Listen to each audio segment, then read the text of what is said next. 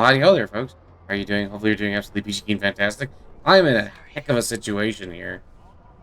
My name is Jill, but not actually, and she's wearing the classic outfit because I'm wearing a beret. And that's always cool when we wear similar outfits. We like to communicate, and sometimes we're like, "Oh, Jill, what if I wore the red beret and you wore the green beret, or I'm sorry, the blue beret?" And she'd be like, "Oh my God, Cat, that's such a good idea." And I'm like, "Yeah." You know, Change is going to be one of those like constants in life that you're always having to deal with. One of the things that the Buddha talked about is that there's always things are always changing. Things don't really stagnate. There's always changing for one way or another, Hey, come on. and that change is one of the things that we should just like expect in life. I'm not going out there. The parking garage isn't far. I can The take only you there. safe place is in here. I don't know. That feels like a very strange thing to say, my guy. But I mean, hey, I'm not there. I'm not trying to convince this guy that he should come with me because I don't really care. I mean, if you were Jill at this point, you'd be like, "Oh man, I'm acknowledging change and trying not to get eaten." Wow, hurry! Stop it! You're scaring me. I don't like it. I do like that, like when she's like even a little hurt, she does this like floppy movement thing. Shit!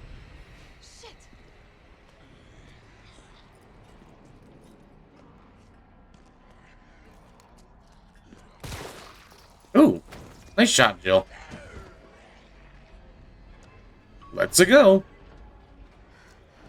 You know, since things are... Where did you come from? Since things are always changing, you should come to try and accept that as best as you can. Because you never know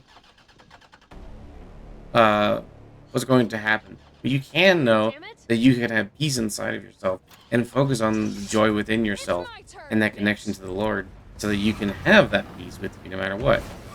It's part of the divine game is that there's always going to be change. There's always going to be things that are going ways that we don't expect them. And sometimes there's ways that go exactly the way we expect them. I feel like Jill would be dead from that, but I think you know what I think it is? I think it's the beret. I think the beret keeps her safe and warm in these horrid times. And then we're just gonna do that. You may be saying, "Yeah, why are you skipping all the cutscenes?" Well, quite honestly, it's because I want to talk and I don't really care. The dipshit that closed this. Honest language. To go around. But we, Okay, we go what through about this. that monster? Hey, Nothing. I've never seen anything like it. But it's no zombie. It knows what it wants and won't stop till it gets it. Don't you like that in a man? gummies? No thanks. I do like gummies. Gummies are tasty. I really like watermelon and orange and mango flavors. I'm with the Umbrella Biohazard Counter. There's some of my favorites. UBCS for short. Go, go, go, go, go, go. Kidding me? Are you fucking kidding me? You guys are the ones who caused all of this. Whoa, whoa, whoa, whoa. What are you talking There's about? something about Jill in this game that I do not enjoy as much as I like You don't have to trust me. Claire in the second remake. I just feel like she's slightly less annoying. There's something about Jill just being so in this that is just kind of annoying. This is kind of annoying, like in any character, right? If it's just a character that's like, "Oh, hey, I'm just trying to be like calm and go through the situation, understand the difficulties that come with these situations," and then We need to get you she's just like, "Nah, dog, nah, dog." All right. Who's this? Huh. Shit, Captain. They really took a chunk out of you. Nothing that I miss. I feel like there's supposed to be pistol rounds or something down there.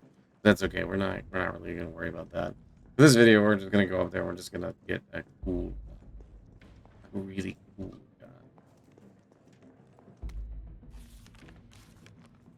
gun. I think I'm missing something. But yeah, I don't know. I personally just prefer Claire in a lot of situations. Although not in like in the original 3 and in the original game as well as the remake, I think it's fine. There's just something about like I don't know. I don't like how angry she is. It just doesn't feel very nice. It doesn't feel very like me. I am not angry. I am cat. Beautiful kitty cat. One of the other things we're just gonna, and we're just gonna get this, and then we're gonna get this, and then I don't know if you can tell, but I play this a lot.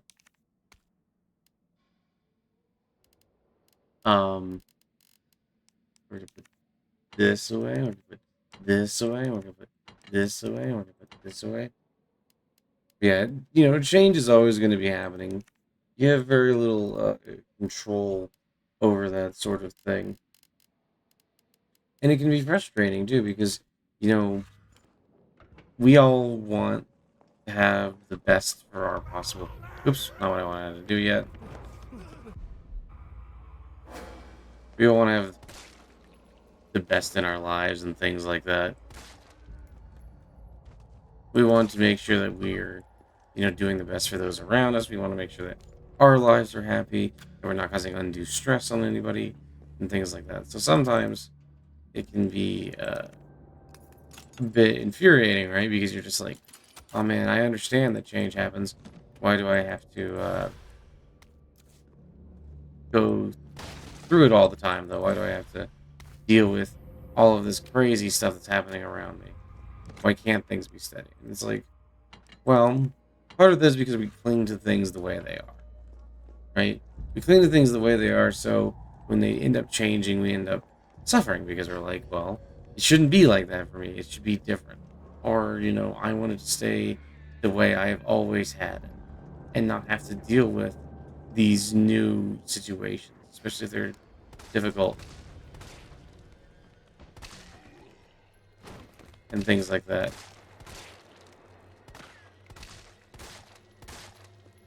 We want,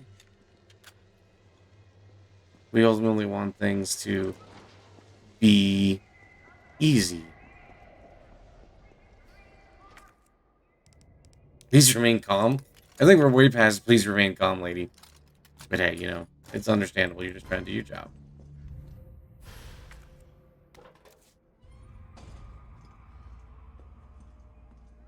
And we really want to be able to thrive in situations. But because we cling to the way situations are now, we prepare ourselves for the way situations are now, sometimes we end up getting like really upset over things that are maybe not actually that worth getting upset over.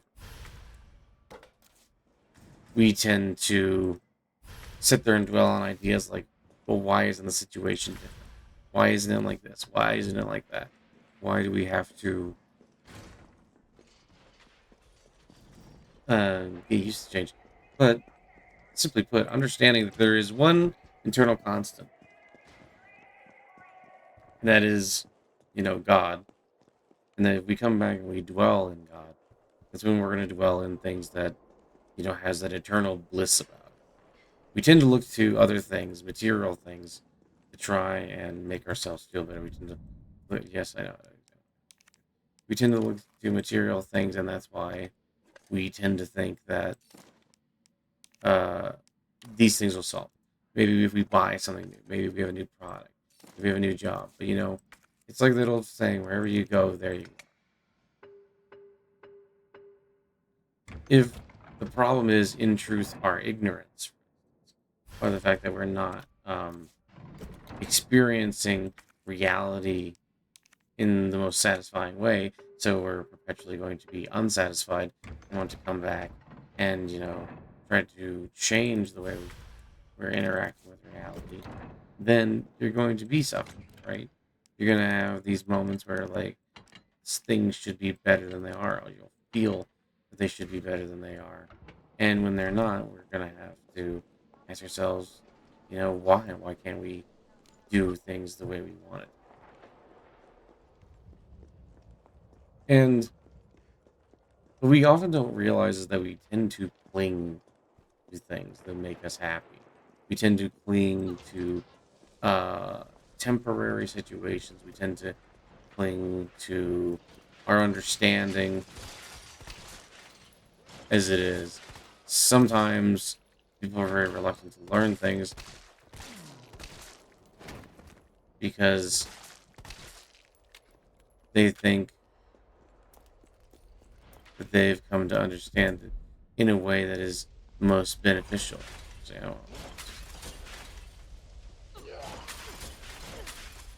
yeah.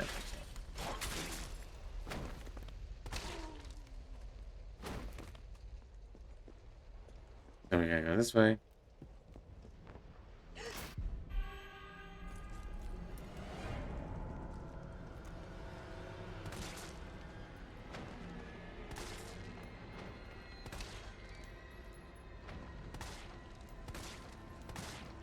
Oh, turbo dead.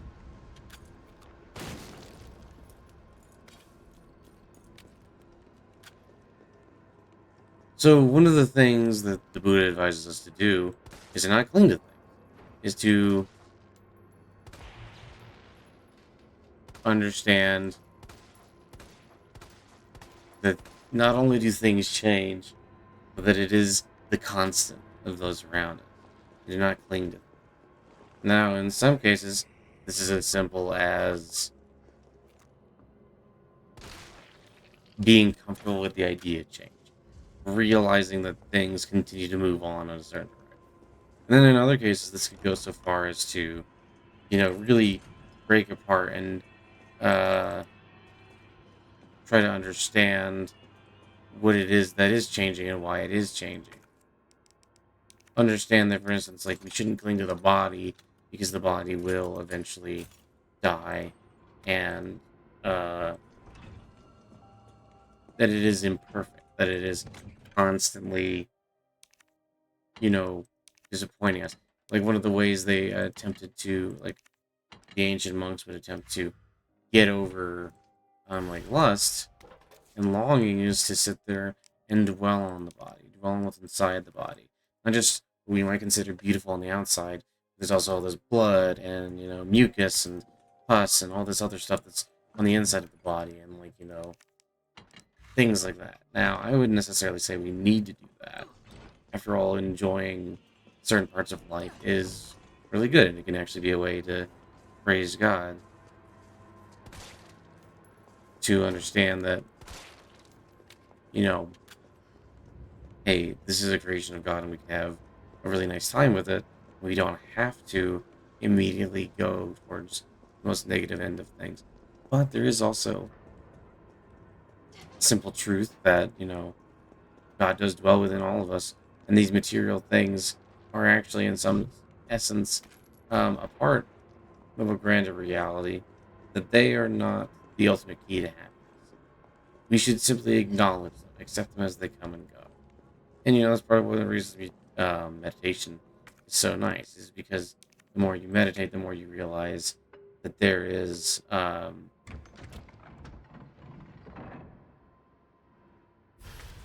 there are things that simply come and go. You become observant of these things. Part of the reason why mindfulness is important, right? With mindfulness, you start to notice when you change your emotion, when you are reacting strongly to something in the world, when you're reacting to something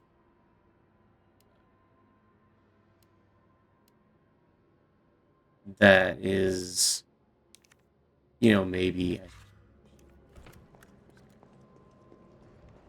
when you're reacting to those things around you.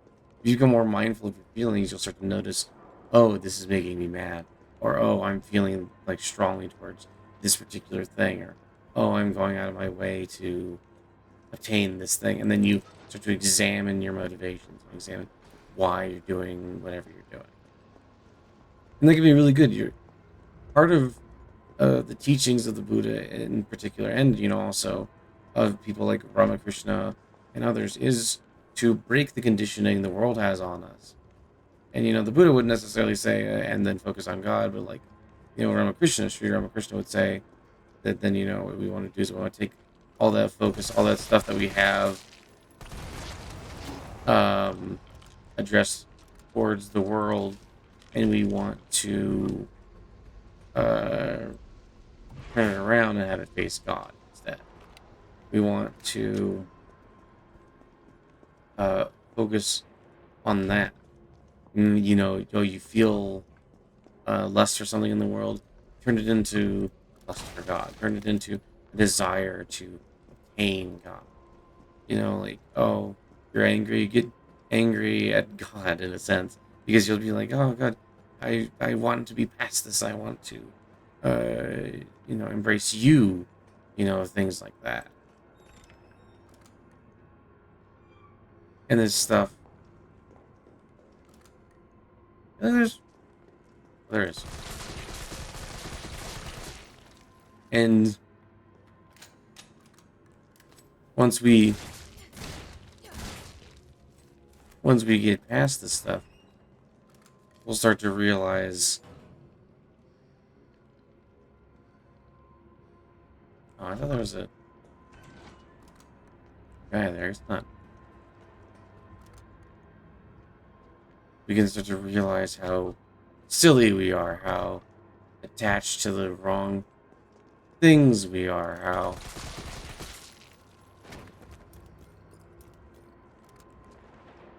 we have this tendency to dwell on things which are not actually helpful to us. By practicing detachment, we can realize that there is. Yeah, speaking of detachment, I actually your body parts. Haha! Zombies are bad. I wonder if you could like keep one around as a pet if you like got rid of its legs so it couldn't just like keep climbing after you. I mean, I guess you could. But hey, that almost sounds like it would be. Well, I don't know if they feel pain actually. I don't know how zombies work in this universe. Do they feel pain? Maybe.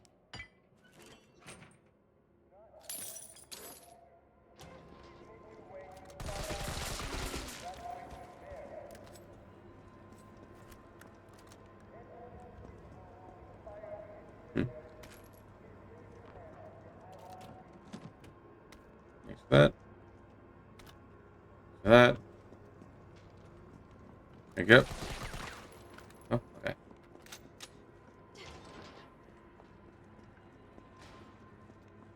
This is the power of a cool lady with an assault rifle. Just saying. You may not like it, but this is the ideal form. The ideal form is Jill Valentine with an assault rifle. Although it was Rebecca Chambers with an assault rifle, that'd be. I like Rebecca. Rebecca's fun. Um, uh, I can't do that either. I thought they were just shotgun shells in there.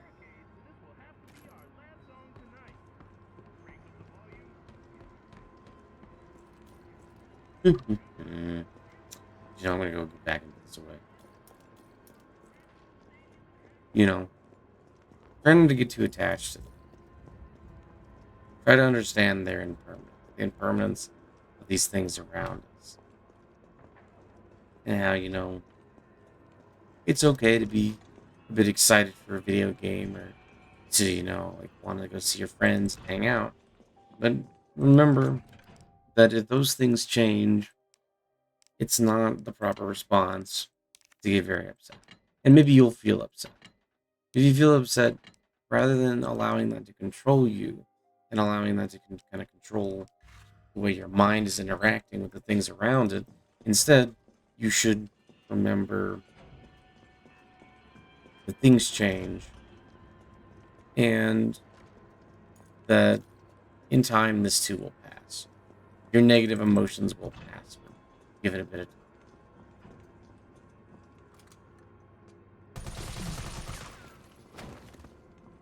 Thank you. I'm just gonna go in here. This. Yeah, using key items because I have been using key items this entire time. Ooh, thanks for shotgun. Although I'm kind of wondering why is there a shotgun in the train station? Is that normal? Would you normally have like a weapon like that in a train station? I don't know.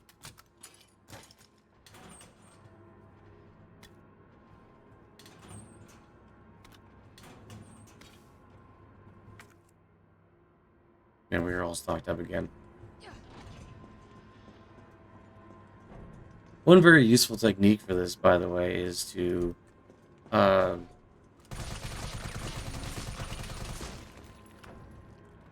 breathe in deeply. You know, like if you follow the breath in meditation, like as you breathe in, you follow the breath. So you go, breathe in, breathe in. And as you start to do this and you do it regularly, eventually you get to a point where you can start breathing normally. And what you can start doing then is just pay attention to the thoughts that come in and out. You're not trying to push certain thoughts away.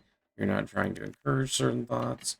You simply pay attention to what comes in and goes out.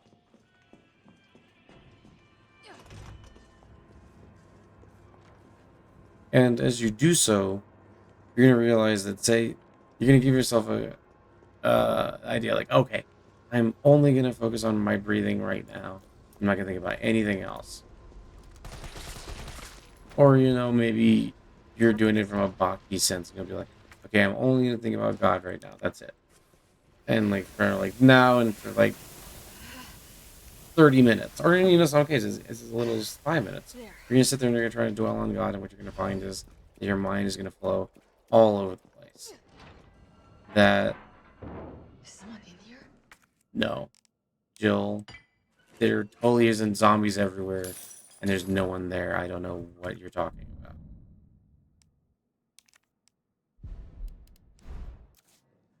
And then we're just going to grab this one just so we can prep it. Well,